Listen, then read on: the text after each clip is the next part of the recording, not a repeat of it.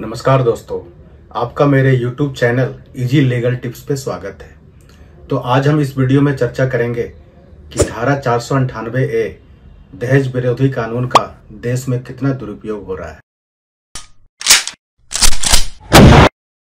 इसमें कोई दो राय नहीं कि दहेज प्रथा हमारे समाज का अभिशाप है और इस कुप्रथा को रोकने के लिए ही देश में दहेज विरोधी कानून लाए गए, जिसमें दहेज लेना और देना दोनों ही अपराध घोषित किया गया। फिर दहेज के लिए उत्पीड़न को रोकने के लिए आईपीसी में धारा 498A भी ऐड किया गया और उसमें सजा का प्रावधान किया गया। अब सवाल आता है, धारा 498A में है क्या? धारा 498A में प्रावधान किया गया है कि अगर कोई भी पति या उसका रिश्तेदार महिला को दहेज के लिए शारीरिक या मानसिक प्रताड़ना देता है तो दोषी पाए जाने पर उस व्यक्ति को या उस रिश्तेदार को 3 साल तक की सजा हो सकती है। हमारे भारतीय समाज में पुरुष जहां शादी के बाद भी जॉइंट फैमिली में अपने माँ बाप के साथ रहना पसंद करते हैं, वहीं महिलाएं शादी के तुरंत बाद अपने पति पर दबाव डालने लग जाती है कि अपने फैमिली से वो अलग रहे। और जब पति इस बात से इनकार कर देता है तो मनमुटाव शुरू हो जाता है और सेक्शन 498A की शुरुआत हो जाती है। वाइफ अपने पति को सबक सिखाने के लिए झूठा मुकदमा फाइल कर देती है। सुप्रीम कोर्ट के साथ साथ अभी हाल ही में दिल्ली हाई कोर्ट ने निर्णय दिया है कि वाइफ अगर अपने पति के ऊपर 498A का झूठा मुकदमा करती है तो यह पति के साथ क्रूरता होगी और पति इस ग्राउंड पे कोर्ट में डिवोर्स पिटीशन भी फाइल कर सकता है। अब आईपीसी की धारा 498A लाया तो गया था दहेज के लिए वधू के उत्पीड़न को रोकने के लिए, लेकिन इस धारा के बेजा इस्तेमाल और दुरुपयोग ने हमारी सामाजिक व्यवस्था की नींव हिला दी है।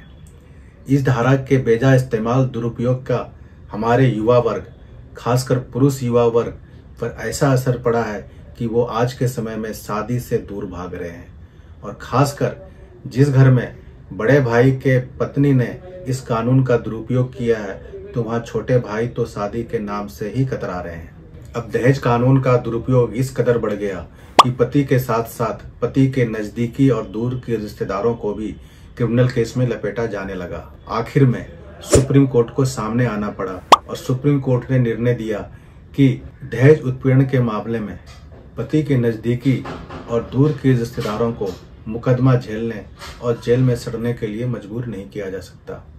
ये मुकदमे ऐसे होते हैं जिसमें अंततः सभी बरी तो हो जाते हैं पर उन्हें जिंदगी भर गंभीर दाग का सामना करना पड़ जाता है। धारा 498A का दुरुपयोग इस कदर बढ़ गया कि FIR होते ही पति के साथ साथ उसके दूर और नजदीकी सारे रिश्तेदारों के ऊपर गिरफ्तारी की तलवार लटक जाती थी और सभी को अंडरग्राउंड हो जाना पड़ता था ताकि वो समय रहते एंटीसिपेटरी बेल कोर्ट से ले सके। फिर 2014 में सुप्रीम कोर्ट का एक ऐतिहासिक फैसला आया, Arnesh Kumar versus state of Bihar, जिसमें कहा गया कि धारा 498A का मुकदमा होते ही ऑटोमेटिक अरेस्ट नहीं होगा। सुप्रीम कोर्ट ने सेक्शन 41 CRPC का हवाला देते हुए कहा कि ऑटोमेटिक अरेस्ट वहीं बनता है जिस धारा में सजा का प्रावधान 7 साल से ज्यादा है।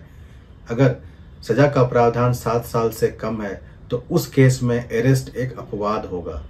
साथ में एक डिटेल गाइडलाइंस भी जारी की गई और सभी राज्य सरकारों को निर्देश दिया गया कि वो इस गाइडलाइंस का पालन करे और यह भी कहा गया कि अगर कोई पुलिस अधिकारी इस गाइडलाइंस का उल्लंघन करता है तो उसके खिलाफ डिपार्टमेंटल कार्रवाई होगी और साथ में उन्हें कंटेम्प्ट ऑफ कोर्ट का सामना भी करना पड़ेगा। सुप्रीम कोर्ट के इस ऐतिहासिक निर्णय आने के बाद अब धारा 498A में गिरफ्तारी का डर तो कम सा हो गया है, लेकिन हमारे समाज का स्तर इस कदर गिर गया है कि आज की महिलाएं पति से अपने डिमांड को मनवाने के लिए पति के रिश्तेदारों के ऊपर झूठा रेप और छेड़खानी जैसे आरोप लगा रहे हैं और उन्हें जेल भिजवा रहे हैं, जो कि हमारे समाज के लिए और भी घातक साबित हो रहा है। तो इस तरह के कार्य से हमें बचना चाहिए। धन्यवाद।